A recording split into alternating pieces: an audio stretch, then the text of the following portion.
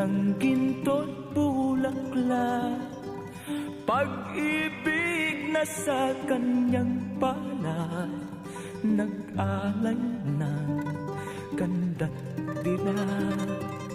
At sa kanyang yumi at ganda, dayuhan ay nahalina. Bayan ko, binihag ka, nasadlak sa dusa.